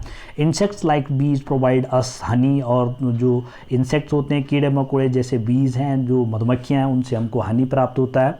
Help in pollination of flowers and have in important role to play as decomposers in the ecosystems। तो इस तरह से जो चीज़ें हैं, जो जीव जंतु हैं या पेड़ पौधे हैं, वो एक दूसरे से जुड़े हुए हैं, जिसमें जो जीव होते हैं वो फूलों से पॉलिनेशन करते हैं, एक दूसरे से पराग कणों को एक दूसरी जगह पे ले जाते हैं, और जिससे क्या होता है कि दूसरे प्रकार के पेड़ों की फलों की उत्पत्ति होती है। तो ये जीव भी बहुत इंपॉर्टेंट है, जो प्राकृतिक जीव होते हैं ये भी बहुत इंपॉर्टेंट होते हैं, वनस्पतियाँ इंपॉर्टेंट होती हैं हमारे लिए। Role to play as decomposers as the ecosystem, ये हमारे पारितंत्र के सभी घटक हैं। The birds feeds on insects and acts as the decomposer as well. तो जो बर्ड्स होती हैं, जो गंदे कीड़े होते हैं, जो हमको क्षति पहुंचाते हैं, उनको जो है बर्ड्स खा जाती हैं। तो इस तरह से हमारे लिए बहुत ही ज़्यादा उपयोगी होते हैं। Vultures due to its ability to feed on dead live stocks, और हमने वल्चर जो गिद्ध होते हैं, जो गरुड़ होते हैं, उनको देखा होगा कि वो जो जितनी भी मृत प्राणी होते हैं, जो मरे हुई चीज़ें होती हैं, जिनको देख के हमको घृणा होती है, वो उन सारी चीज़ों को खा करके हमारे वातावरण को साफ़ सुथरा कर देते हैं। तो वो कितने इंपॉर्टेंट है हमारे लिए, वो भी हमारे लिए इंपॉर्टेंट होते हैं। ऐसा नहीं कि वो गंदी चीज़ खा रहे हैं, तो अगर वो खाएंगे नहीं तो गंदगी पड़ी रहेगी, हमारा वातावरण जल्दी ही बहुत ज़्यादा ख़राब हो जाएगा। तो इस तरह से हर चीज़ हमारे लिए उपयोगी होती है। Means considered a vital cleaner of the environment, और गिद्धों को तो सबसे ज़्यादा जो एक प्राकृतिक रूप से जो प्राकृतिक सफाईकार होते हैं प्रकृति के दिए हुए, वो जो है गिद्ध ही हैं, जो सबसे ज़्यादा हमारे जो वातावरण की सफाई करते हैं वो गिद्ध होते हैं। सो एनिमल्स बिग और स्मॉल, इसलिए जो जितने भी जानवर होते हैं, चाहे छोटे हो चाहे बड़े हो, all are integral to maintain balance in the ecosystem. सारे के सारे बहुत उपयोगी हैं हमारे एक पारितंत्र, हमारा जो पर्यावरण है उसको बैलेंस करने में, उसको संतुलित बनाए रखने में सब जीव जंतुओं, पेड़ पौधों का बहुत इंपॉर्टेंस होता है। इसलिए हमें इन सब चीज़ों की रक्षा करनी चाहिए। Now come to the next, distribution of natural vegetation. अब हम देखें प्राकृतिक वनस्पतियों का जो है जो डिस्ट्रीब्यूशन है, वितरण है, वो कैसे प्राकृतिक वनस्पति और वन्य जीव संरक्षण हमने देखा। डिस्ट्रीब्यूशन देखना है यहाँ पे। अब वितरण, प्राकृतिक वनस्पति का वितरण। Now we will complete it up to here. नाउ हमारी जो वीडियो है वो काफ़ी लंबी हो गई है, तो अब हम इसको यहाँ पे एंड कर देंगे। The growth of vegetation depends primarily on temperature and moisture. The major vegetation types of the world are grouped as forests, grasslands, scrubs and tundra। तो इस तरह से हम देखते हैं कि the growth of the vegetation, जो हमारी प्राकृतिक वनस्पतियां हैं, प्राइमरली ऑन द टेम्परेचर, वो टेम्परेचर के हिसाब से अलग अलग ज़मीन के तापमान के हिसाब से, वायुमंडल के तापमान के हिसाब से हमारे अलग अलग टाइप के तापमान के हिसाब से अलग अलग टाइप की जगहों पे अलग अलग टाइप की वनस्पतियाँ होती हैं। एंड मॉइस्चर, वहाँ की आर्द्रता पर निर्भर करता है। The major vegetation types of the world are grouped as forest, और जिसमें सबसे ज़्यादा जो वनस्पतियाँ होती हैं वो हमारी जंगलों में होती है, जिसमें हमें जंगल हैं, ग्रासलैंड्स हैं जो हमारे घास के मैदान हैं, स्क्रब्स एंड टुंड्रा, और जिसमें हमारे स्क्रब्स होते हैं, टुंड्रा प्रदेश जो मतलब बर्फीले इलाके होते हैं उनको टुंड्रा कहते हैं। तो उनमें जो वनस्पतियाँ उगती है those are called scrubs and tundra. तो उस तरह की वनस्पति होती है। In areas of heavy rainfall huge trees में थ्राइव, और जहाँ पे बहुत ज़्यादा बारिश होती है वहाँ पे क्या होती है कि जो पेड़ होते हैं हमारे, वो हमारे जो हैं झुक सकते हैं। एंड द फॉरेस्ट आर दस associated with areas having abundant water supply, और फॉरेस्ट हमारे सबसे ज़्यादा वाटर सप्लाई के सोर्स होते हैं, जहाँ से हमको सबसे ज़्यादा, जंगलों से हमको सबसे ज़्यादा पानी मिलता है। आपने देखा होगा कि सारी नदियाँ, अधिकतर जो भी नदियाँ होती हैं वो पहाड़ों से ही निकल के आती हैं। तो जंगलों का हमारे लिए बहुत इंपॉर्टेंस है। As the amount of moisture decreases the size of the trees and their density reduces, और इस तरह से आप देखते हैं कि अगर हमारी ज़मीन में जो मॉइस्चर, जो आर्द्रता जो घट जाती है, तो हम देखते हैं कि जो पेड़ों का जो साइज़ है वो वैसे वैसे पेड़ भी छोटे होते जाते हैं, और उनकी डेंसिटी, उनकी जो ताकत है, जो बड़े टाइप के पेड़ हैं वो कम होते जाते हैं। Short stunted trees and the grass grown in the regions moderate rainfall forming the grasslands of the world, और जहाँ पे कम बारिश होती है, बहुत ज़्यादा बारिश होती है, वहाँ पे बहुत बड़े बड़े पेड़ होते हैं, ताकतवर पेड़ होते हैं, और जहाँ पे उससे कम बारिश होती है वहाँ पे ग्रासलैंड्स होते हैं, घास के मैदान होते हैं, छोटे छोटे पेड़ होते हैं, इस तरह से। और जहाँ पे बिल्कुल भी नहीं होती है वहाँ पे डेजर्ट हो जाता है, रेगिस्तान हो जाता है, या कंटीली झाड़ियाँ होती है, बस और कुछ नहीं होता। In this way we have seen today, it's enough for today, we have taken too much time, so this is enough for today. So go through the chapter as I have explained to you, or line by line. So read the chapters completely and understand the chapters, and also subscribe my channel. Thank you.